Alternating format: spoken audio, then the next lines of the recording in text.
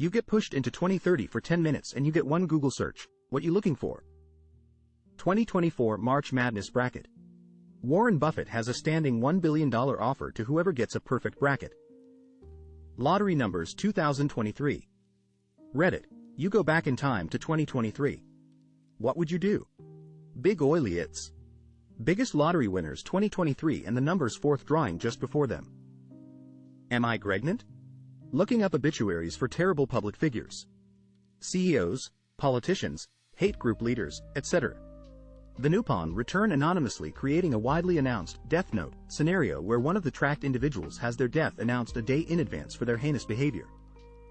At first it's a hoax, a joke, or several lucky guesses, but after enough accurate predictions, the doubt begins to creep in. The influential sleazes of the world begin to clean up their acts due to a quasi-mystical, unavoidable, and all-knowing threat of imminent doom. The winners of the next 7 Super Bowls and Baseball World Series. Gonna go Biff Tannen. The history of the 2020s.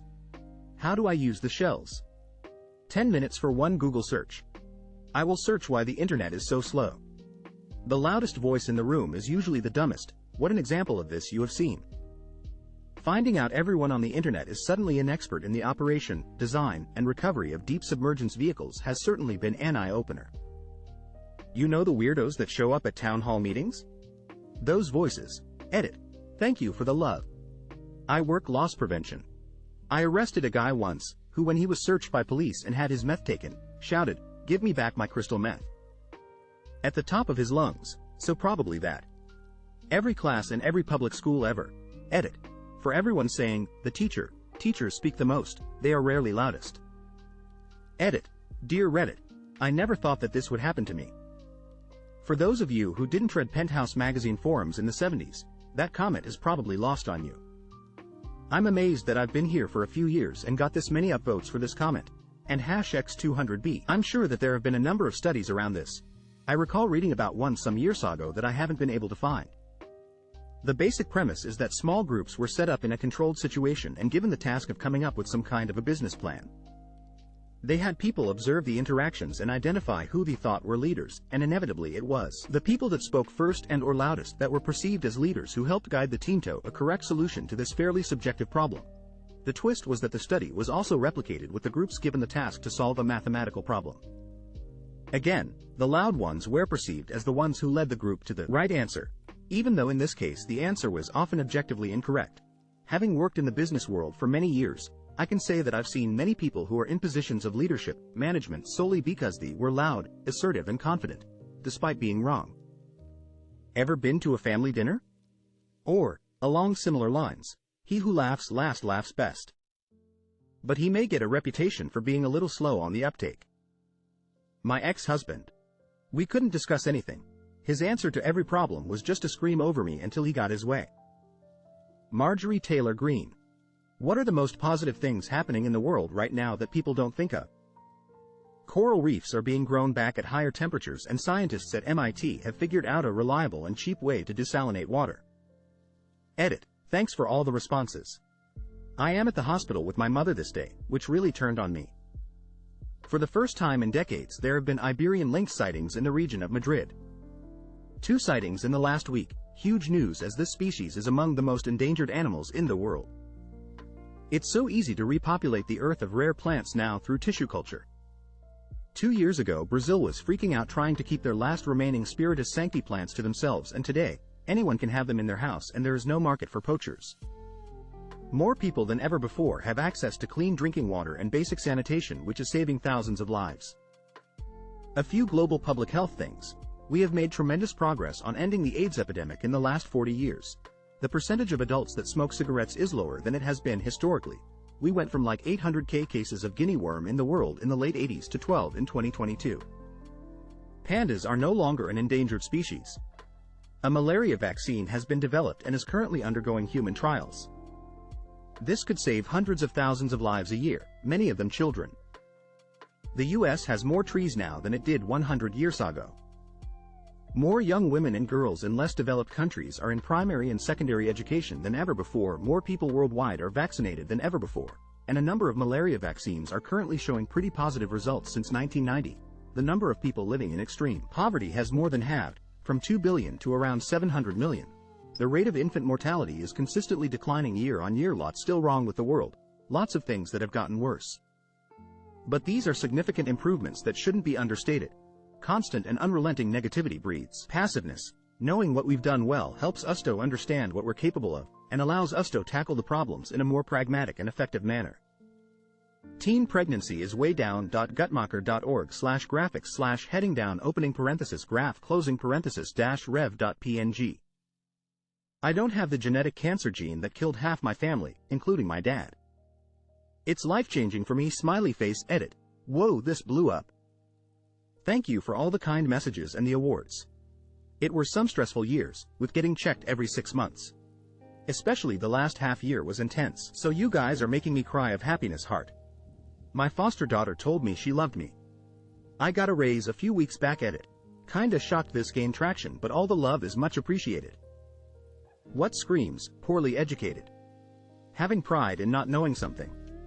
Using buzzwords without knowing what they mean, especially when you ask them to clarify what they are talking about, and they continue regurgitating the same buzzwords. When you're in an argument, and the person you are arguing with thinks they are winning because they keep interrupting you and won't let you talk, drives me up a wall. Thinking that getting a pay raise means you'll make less money because you are in a higher tax bracket. If this post gets 200,000 shares, big corporation will donate a kidney to this brave little girl in desperate need. Actually commenting and sharing a FB post to win a custom RV because the last person they tried to give the prize to was underage, so couldn't accept, or anything of that ilk. Reading a headline and thinking you now know the whole story. Lack of curiosity, unwillingness to learn. I have talked to neighbors and coworkers that I thought were backwards and unintelligent and been very surprised by their willingness to explain their position and listen to mine and reconsider and learn and maybe even research a little. Those folks are intelligent and growing and have just come to a different conclusion than me, and I can respect that even if I disagree. I have family members who are way more book educated than I am who have drank the Kool-Aid and believe what Facebook and certain news stations that are more like entertainment stations tell them in snippets. It's like their brains turn off about certain topics and they don't want to debate, understand, only parrot. I don't judge on grammar or appearance because I don't know other people's backstory. But if you can't be open-minded, you are stagnant. Someone I went to school with was telling online how their child asked a very reasonable question about a zoo animal while they were at the zoo and they laughed him off because it was about a bodily function and kids will be kids. I looked it upon my phone and had the answer posted in 2 minutes. They were all, yeah, figures you da that. You were always the smart one. And I said no, I have a phone and I used it. The kid was curious. I too was curious. He's not going to know unless you tell him, too young for his own phone at the time. Teach him how to find out and he will never be ignorant. The worst part is that this same parent was homeschooling at the time. Poor kid. Edit. Thanks for the award, kind anonymous stranger. I will never understand flat earthers. You can literally see the curvature of Earth depending on where you are. Lack of critical thinking and dismissal of science and the scientific method. Edit. I find the facepalm award hilarious. A refusal to admit that you're wrong or don't know something. An inability to objectively analyze something, an article, an opinion, etc. Confusing someone's level of formal education and their intelligence. What success story is widely thought of as rags to riches, but in reality they were wealthy individuals all along. Jeff Bezos was a hedge fund manager and VP at a banking firm before he founded Amazon. His grandparents were well-to-do energy politicians. For some time, Kylie Jenner was applauded for being the youngest self-made billionaire, even though she was born into a multimillionaire family. Bill Gates starting Microsoft in his garage. His mother was the child of a banker who was the child of a Federal Reserve chairman. She was also in the board of IBM, University of Washington, Amahor Bank, and United Way. His father was a lawyer.